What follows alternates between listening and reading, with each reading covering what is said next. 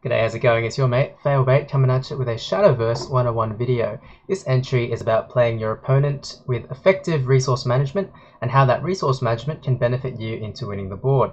To do so, we're using footage from the EU Shadowverse Open match between Ludibrolo and Praetorian. So what makes this such a highlight of the EU Shadowverse Open and a great clip to analyze is that it provides us with a myriad of teachable moments. They have some great exchanges between their minions as they continually play around each other's threats and win the board back in consecutive turns. So to start with, as most exchanges to win the board, it's determined by the first evolve and whether or not it has maximum value. Ludibrolo going second has the first evolve, as we can see, and is able to use his actress Feria very effectively. Not only is she able to trade over one of Praetorian's smaller minions, but she's also able to buff two other neutrals on the board, Singer and Lyrial. This means that she has a powerful board of impressive effects and stats lying in wait, so the effects namely being Singer's Draw on last word and the potential Lyrial evolve effect. So the immediate threat on the board for Praetorian then is the Lyrial, whose effect when evolving can be used again for a value trade or to swing for face damage. But Praetorian has the means to remove the threat, as we can see here, using the Andrealphus evolve, as well as using his zombie party to remove the 3/3. What I like about the Andrealphus play is that it also gives him the required card draw. We can also see that Praetorian is down on hand advantage, so by playing the Andrealphus he gets to get that resource back, his hand resource.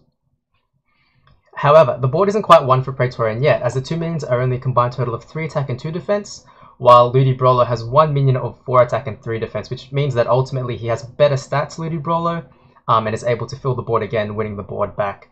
So since his minions are effectively able to trade here, I would argue that Ludibrolo consolidates his advantage as well. Again, using the evolve from Lyrial very effectively to kill the Andrealphus for free, and then trade into the small 1/1, and then attacking face with the 4/3, because the 1/1 isn't so much a threat as is gaining the advantage with the health resource. So playing Singer is an added bonus, also giving him the hand advantage he needs to continue playing. What we see next from Praetorian, however, is a very good play leading into his Eoctar turn, which is something Ludibrolo must be prepared for. The Skeleton Prince on curve means that he's able to summon 2 minions and, with another evolve, wrestle back control over the board resource. Not only that, but he now also has more stats on board, winning that resource as well.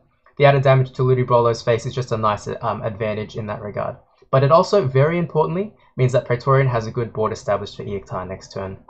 But of course, the exchange continues, and Ludibrolo plays around a maximum value Eoctar very well. The Hector becomes a useful 3-for-1 trade here with its effect, as well as the attack on evolve, and then Lyrial, on the other hand, could attack to gain advantage in the health resource, but in this instance Ludibrolo chooses to play around the Eoctar by reducing the strength of the board, and chooses to maintain instead his advantage when it comes to board and stats. So as you can see, less minions on board, but because he has more stats, he's winning, and then obviously the trades are going to come, which means that now it's 2 minions versus 1 with much better stats.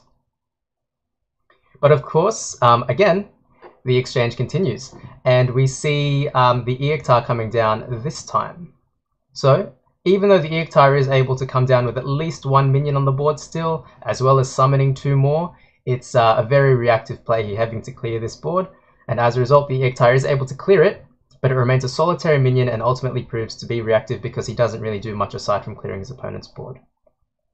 And then in turn, Ludibrolo has a reactive turn of his own with the Wheel and Zeus, once again leaving a solitary 4/4 minion. So it's here that I think the game truly swings from playing proactively to reactively. The axis swings towards the first player able to have a proactive and aggressive play.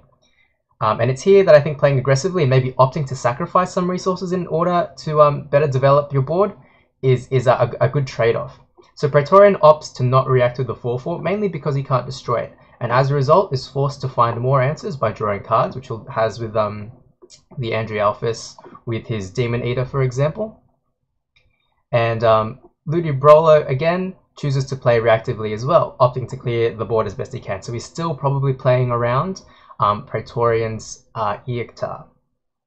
However, the choice to play reactively here, I think, is probably the wrong decision from Ludibrolo.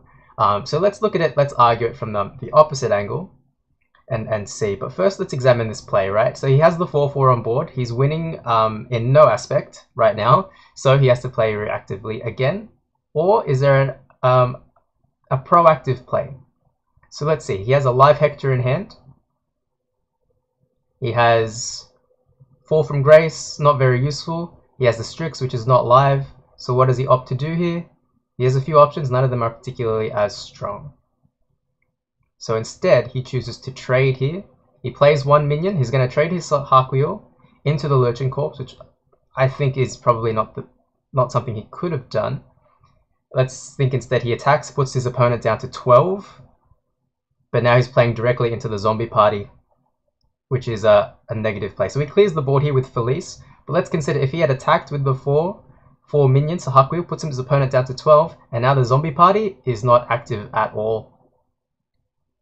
Sure, he's still vulnerable to an Eoctar turn, but he has plays following that next turn. But I feel like playing aggressively here would have been much more effective. So instead of going face, he's punished by the powerful enhanced zombie party, giving Praetorian control over the board once again, as well as the stat resource, and still with the health resource. So he's winning the race, Praetorian. Once again, forcing Ludibrolo on the back foot and making him play defensively and reactively. In a game of back and forth, the Shadowcraft player, Praetorian, was able to have greater board resources and survive longer in the late game. It's one of the benefits of playing Shadowcraft. As a result, Ludibrolo was unable to gain any advantage in the health resource or board resource once he started playing too defensively. An argument could be made to swinging into face, like I said. If he had used his Sahakuyo, he would have survived the zombie party and put his opponent down to 12. With the next turn, if Felice had survived, he could have swung for 3. Or he could have used Hector again to put his opponent down to 3 and 9. And then, continue gaining that advantage with his ward minions now, because as we can see, he has the Bowringer, Angel, and Hector. So 2 minions that would have protected his health resource, while still allowing him to play aggressively. The turn after, he now has 2 Zeuses in hand, as we can see. He drew 1, and he has the one from earlier, to once again have 10 damage in hand and ultimately win him the game, while still having those wards in place to protect his health resource. Instead, Ludibrolo continued to play defensively there, as we saw, opting to trade with the Hector effect and with Felice, and lost the board, lost the stats, and since he was already losing the health resource, wasn't able to gain any further advantage. Ultimately, the late game resources of Shadowcraft were too numerous for the defensive players from Ludibrolo's Runecraft. While winning the board is important, winning the game is even more so, and sometimes opting for an aggressive playstyle is of more benefit than hoping to outlast the opponent, especially when you are already behind in the health resource.